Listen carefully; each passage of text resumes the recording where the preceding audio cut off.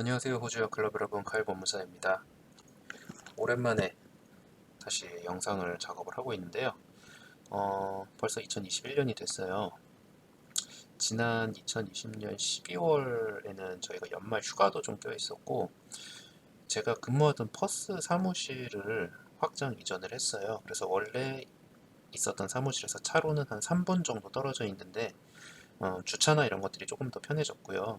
그리고 사무실이 좀 더 많이 넓고 깨끗해졌습니다. 그래서 직접 방문 상담하실 땐 좀 더 쾌적하게 상담을 하실 수 있을 거예요. 그래서 제가 본의 아니게 영상 작업을 하는 게 조금 밀렸었는데, 오늘은 그 연말 휴가 기간 동안 문의가 몇 개 들어온 게 있어서 이제 작년에 그 485 졸업생 임시비자 연장 세컨드 485 졸업생 임시 비자 신청을 가능하게 하겠다라는 내용이 발표돼서 이제 많은 분들이 이제 내가 해당이 되는지, 어떠한 조건을 만족을 시켜야 되는지, 그래서 제가 요 내용들을 조금 정리를 해보도록 하겠습니다. 일단 요 485 졸업생 비자, 두 번째 485 졸업생 임시 비자는요, 포스트 스터디 워크 스트림만 해당이 되세요. 485 비자는 두 가지 스트림이 있는데, 하나는 포스트 스터디 워크 스트림이 있고 다른 하나는 그레주엇 워크 스트림이 있는데, 일반적으로는 학사 이상의 학업을 하시게 되면, 학사나 석사, 박사 학위를 이수하시게 되면 그 학업 레벨에 따라서 2년에서 4년까지 호주에 체류할 수 있는 졸업생 임시 비자를 신청할 수 있게 해주고, 요 스트림이 바로 포스트 스터디 워크 스트림이고요.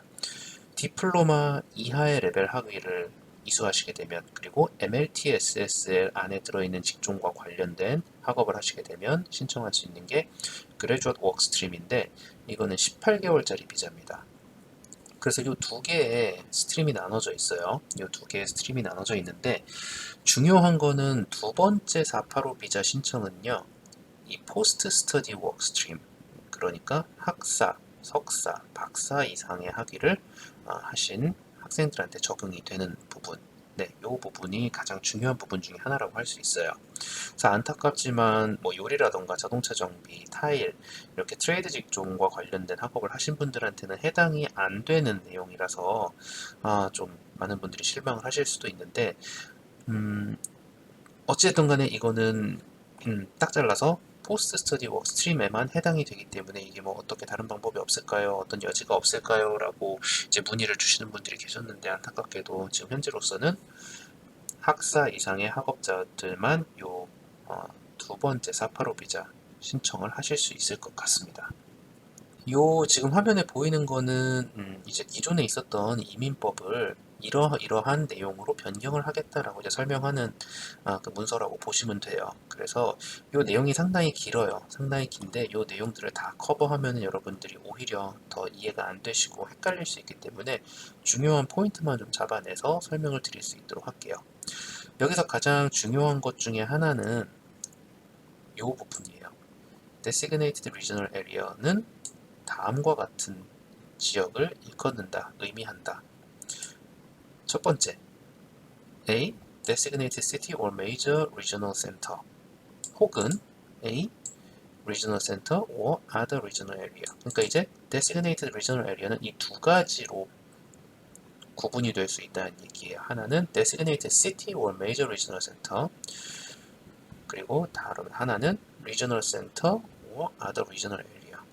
단어에서 보시면 아시겠지만 City or Major Regional Center라고 하는 거는 아무래도 인구 저밀도 지역이지만 그래도 어느 정도의 인구 규모가 형성되어 있는 지역을 말하는 거겠고요. 그리고 그것을 제외한 Regional Center or Other Regional Area, 진짜로 인구 밀도가 상당히 낮은 지역으로 구분을 하는데, 이 두 개의 차이점은 뭔가요? 라고 물어보실 수 있는데, 그럼 이민성 웹사이트에 Designated Regional Area Postcodes라고 검색을 하면은 이렇게 나옵니다. 그래서 여기서 말하는 카테고리 2가 아까 얘기했던 Designated City or Major Regional Center가 되겠고요. 카테고리 3가 말 그대로 Regional Center and Other Regional Area가 되겠죠. 카테고리 1은 대도시, 시드니, 브리즈번, 멜번 이렇게 보시면 될 것 같고요.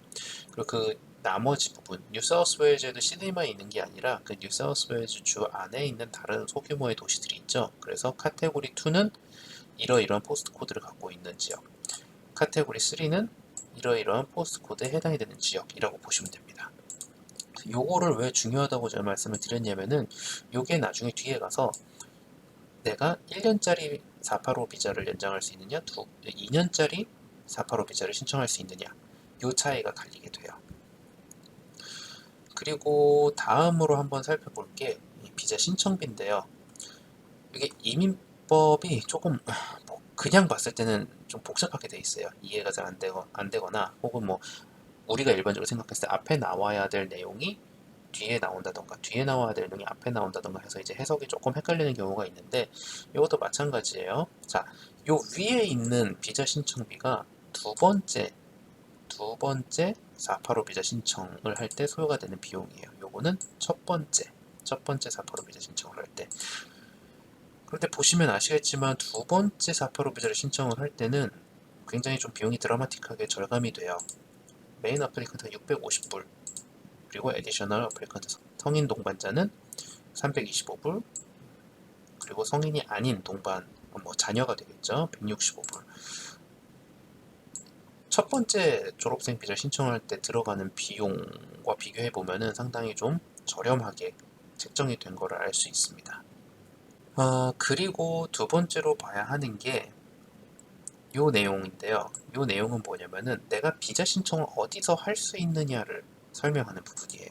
그래서 원래 기존에 있었던 이민법을 개정해서 이 내용으로 대체를 한다라는 내용인데 이게 어떻게 바뀌냐면은 The following applicants may be in or outside Australia. 호주 내에 있을 수도 있고 호주 바깥에 있을 수도 있어요. 비자를 신청할 때. 근데 이게 어떠한 사람들에게 해당이 되느냐? Applicant claiming to be a member of the family unit of a person who having satisfied the primary criteria.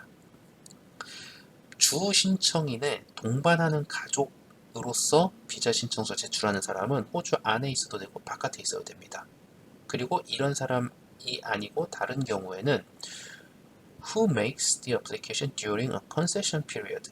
자, concession period는 많이들 들어보셨죠? 이번에 코비드-19 때문에 어떤 이제 졸업생 비자를 신청을 하기 위해서는 학업이 마쳐진 이후에 6개월 이내에 호주 안에서 신청을 했어야 하는데 뭐 잠깐 방학을 이용해서 한국에 돌아갔다가 다시 들어오지 못하게 된 학생들, 그러니까 한국 학생들뿐만이 아니라 다양한 국가의 학생들이 있겠죠. 그래서 이런 친구들에게는 6개월의 기간을 뭐 12개월까지 연장을 해주고 그리고 반드시 485 비자의 신청은 호주 안에서 해야 되는데 그런데 부득이하게 지금 들어오고 있지 못하니 호주 바깥에서도 신청을 할 수 있게 해주겠다라는 내용이 나온 이후에 이제 개정이 되는 거죠. 컨세션 피리어드에 비자 신청을 하고 그리고 Who is not applying for second subclass 485. 자, 두 번째 485 비자를 신청하는 게 아니고 이런 친구들한테는 호주 안에 있든 밖에 있든 비자를 신청할 수 있게 하겠다라는 내용이고요. 그리고 An applicant to whom paragraph F does not apply must be in Australia. 자, F항에 해당이 되지 않는 사람들은 반드시 호주 안에 있어야 된다. 그러니까 다시 정리해서 얘기하자면은 자, 동반하는 가족으로서 신청하는 사람은 호주 안에 있을 수도 있고 바깥에 있을 수도 있고 그리고 485 비자를 두 번째 485 비자가 아닌 첫 번째 485 비자를 신청하는 사람들 중에서 이 코비드 19으로 인해서 발생한 그런 트래블 밴 때문에 컨세션 피리어드 안에 적용이 되는 학생들은 호주 바깥에서도 신청을 할 수 있다. 그런데 이게 적용이 안 되는 사람은 반드시 호주 안에 있어야 된다. 결과적으로 퍼스트 485 비자 신청한 사람 중에서는 이 코비드 19 때문에 영향을 받지 않은 사람들 역시 호주 안에 있어야 되고 세컨드 485 비자를 신청한 사람 역시 호주 안에 있어야 됩니다. 그리고 쭉 내려가 보면은요. 그래서 중요한 것 중에 하나가 또 뭐냐면은 여기에 보면은 요 뒷부분부터 한번 좀 보고 갈게요. 왜냐하면 요 앞 내용을 설명하기 위해서는 이 뒷부분에 있는 내용을 먼저 설명하는 게 좋을 것 같아서 자, 뒷부분을 먼저 보면은 자, 485.232라는 항목이 추가가 돼요. 그리고 485.233이라는 항목이 추가가 되는데 485 비자를 신청할 때는 이러이러한 내용들이 만족이 돼야 된다라고 이제 레귤레이션 안에 설명이 되어 있는 부분이에요. 그런데 여태까지는 이 사파로 비자가 세컨드 사파로 비자라는 개념이 없었기 때문에 기존에 있었던 법에 세컨드 사파로 비자를 위한 요 내용을 추가를 하겠다라는 내용이거든요. 자, 보시면 485-232하고 233이 있는데 이 두 개의 대표적인 차이점은요, 그거예요. 2년짜리 비자를 신청할 수 있느냐, 1년짜리 비자를 신청할 수 있느냐. 자, 그래서 여기서 이제 뽑아내서 볼 부분은 뭐냐면은요. 자, 이 485-232는 2년짜리 비자고요. 485-233은 1년짜리 비자에 대한 내용을 설명하는데, 자, 485-232 2년짜리 비자에서는 The applicant must have lived only in a regional center or other regional area while undertaking the study. 그러니까 여기서 말하는 regional center or other regional area라는 거는 아까 우리가 앞에서 살펴봤던 카테고리 3에 해당하는 지역이죠. 그쵸? 그리고 lived only in a regional center or other regional area for a period of at least 2 years immediately before applying for the second visa. 네.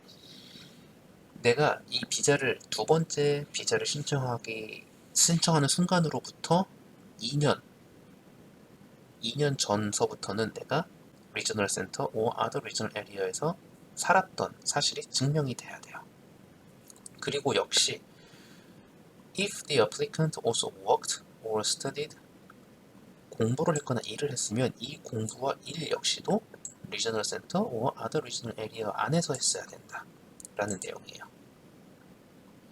자, 근데 반면에 233, 1년짜리 비자를 설명하는 233을 한번 볼게요. 233은 보면요. lived only in a designated regional area while undertaking the study mentioned in paragraph 1b. 자, 여기는 designated regional area라고 되어 있죠.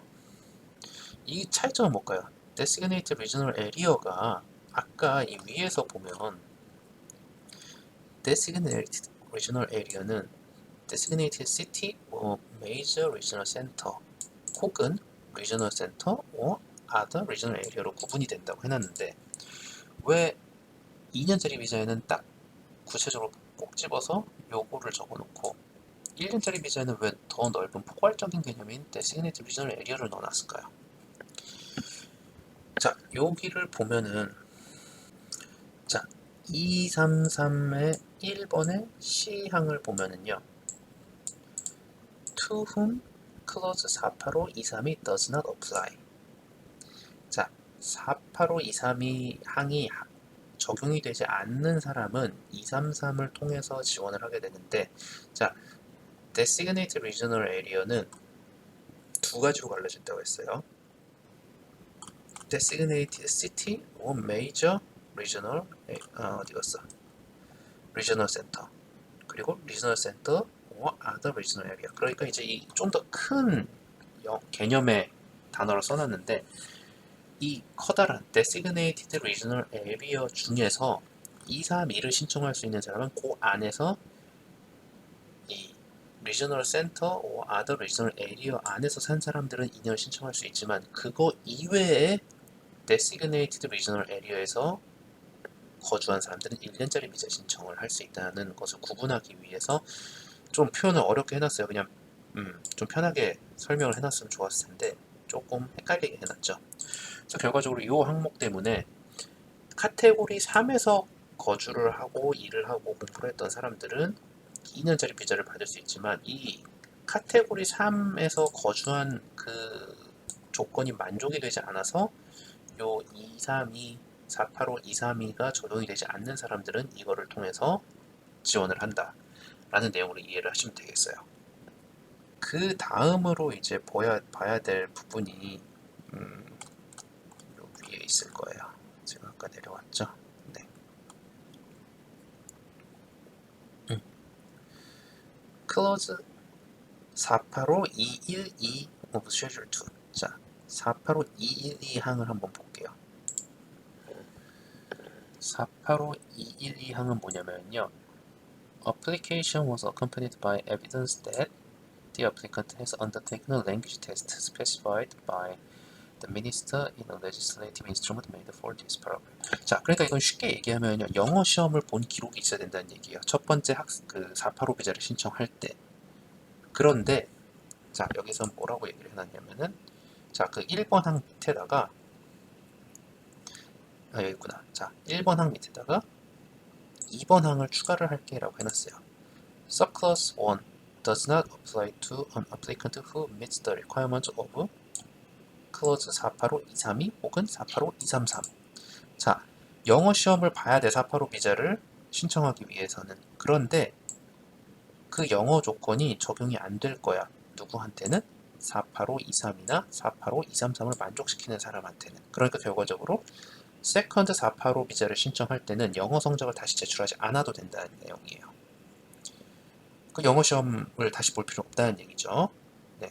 그리고 두 번째 485-213 한번 볼게요. 이게 무슨 내용인지. 485-213은 When the application was made, it was accompanied by evidence that the applicant and each person included in the application who is at least 16. 자, 주 신청인과 그 신청 사안에 포함되어 있는 동반하는 가족 중에서 16살 이상이 된 사람들은 자, Australian Federal Police Check 자, 호주 범죄 경력 증명서죠. 호주 범죄 경력 증명서를 지난 12개월 안에 신청한 기록을 가지고 비자 신청서를 제출을 해야 된다라고 되어 있는데 요거 역시도 여기에 추가가 되어 있어요. 2번 항을 집어넣을게. 그런데 2번 항의 내용은 뭐냐면은 1번 항은 적용되지가 않아. 누구한테? 역시 485-232 혹은 485-233 두 번째 485 비자 신청을 하는 사람들한테는 적용이 되지 않아 라고 해놨죠. 그럼 결과적으로 영어 시험 점수를 새로 내지 않아도 되고 호주 범죄 경력 증명서를 새로 내지 않아도 됩니다. 그러니까 비용적으로는 굉장히 많이 줄어들게 돼요. 영어 시험에 대한 비용 그것만 해도 벌써 300불이 넘어가고 그리고 뭐 폴리스 서티피켓 같은 경우는 사실 뭐 시간의 문제죠. 오래 걸리고 또 이거를 귀찮게 또 거기다 일일이 디테일을 넣어야 되고 한데 이것들을 내지 않고 그냥 너희가 카테고리 2 혹은 카테고리 3 지역에서 살았던 증거를 가지고 두 번째 485 비자 신청을 할 때는 이런 것들을 면제를 해준다라는 내용이에요. 뭐 여러 가지 비용적인 면에서는 상당히 많이 줄어들어요. 왜냐하면 아까도 말씀드렸다시피 비자 신청비 자체도 줄어들었고요. 기타 부수적으로 들어가는 서류의 준비, 영어 성적표, 그리고 그 호주 범죄 경력 증명서 이런 것들을 새로이 이제 받아야 되는 상황은 아니기 때문에 비용적인 부분에서는 많이 절감이 되는 부분이에요. 자, 그런데 한번 여기서 우리가 그냥 이거를 그냥 주는 건 아니겠죠. 이 아래 부분을 내려가 보면 자, 이 부분이에요. 자, 485163이라는 조항이 추가가 되는데 여기에는 어떤 내용이 들어가 있냐면은 요 1번 항은 주 신청인에 대한 얘기고요. 2번 항은 그 주 신청에 동반하는 동반 가족에 대한 얘기인데 두 어플리컨트 모두 비자를 받게 되면 비자에 8610이라는 조항이 그러니까 컨디션이 붙는다는 얘기거든요. 그럼 8610이 뭐냐? 자, 요 1번, 2번 항은 8610의 1번, 2번 항은 2년짜리 비자 2년짜리 비자에 대한 내용이 이것만 일단 뽑아서 살펴볼게요. 요 밑에 이 3번하고 4번은 1년짜리 비자에 대한 거겠죠. 그 2년짜리 비자냐 1년짜리 비자냐에 따라서 이제 그 내용만 달라지는 거고 전체적인 내용은 똑같거든요. 그래서 이 내용을 살펴보면 485232 2년짜리 비자의 그란트에 필요한 조건들을 만족시켜서 비자를 받은 사람들은 The holder while in Australia must live, work and study only in a part of Australia that was a regional center or other regional area at the time the visa was granted. 그러니까 이 비자를 포스트 스터디 워크스트림으로 485-232 조항을 만족시켜서 2년짜리 비자를 받은 사람들은 반드시 비자를 그란트 받았을 당시에 카테고리 3으로 분류가 돼 있었던 지역에서만 생활을 해야 된다는 내용이에요. 요거를 위반하게 되면은 비자는 캔슬이 될 수 있겠죠. 그 섹션 116에 따라서 비자가 캔슬이 될 수 있습니다. 뭐 밑에 있는 3번, 4번 항도 마찬가지예요. 여기에는 단순히 아까 앞에서 짚었던 단어의 차이만 있어요. Designated Regional Area. 그러니까 어쨌든 간에 자기가 비자를 그란트 받았던 그 조건을 만족시켰던 그 카테고리 2 혹은 카테고리 3 그 지역 안에서만 살아야 된다는 얘기거든요. 하지만 뭐 같은 카테고리 3로 구분이 돼 있는 지역이라 하면은 이동은 가능해요. 예를 들어서 2년짜리 비자를 리저널 에리어에서 살았던 그 증빙을 근거로 비자를 받았는데 카테고리 1으로 구분되어 있는 도시로 들어간다던가 이랬을 경우에는 비자가 캔슬될 수 있다는 얘기예요. 하지만 같은 카테고리 내에서 이동이 가능합니다. 네, 오늘 제가 준비한 영상은 여기까지고요. 너무 길어지면 조금 지루해지니까 일단 중요한 부분만 좀 뽑아서 제가 설명을 드렸는데 좀 도움이 되셨길 바라겠습니다. 2020년이 정말 힘들게 한 해가 지나갔는데 2021년에는 지금 호주 바깥에서 호주로 들어오시기만을 기다리고 있는 학생분들도 많이 계시고 하루빨리 이 코로나 사태가 좀 종식이 돼서 일상으로 돌아가고 싶어 하시는 많은 분들이 계실 텐데 2021년에는 조금 더 밝고 즐거운 뉴스들이 많기를 바라볼게요. 오늘 영상이 열심히 호주 이민을 준비하고 계시는 분들께 조금이나마 좀 도움이 됐으면 하는 마음이고요.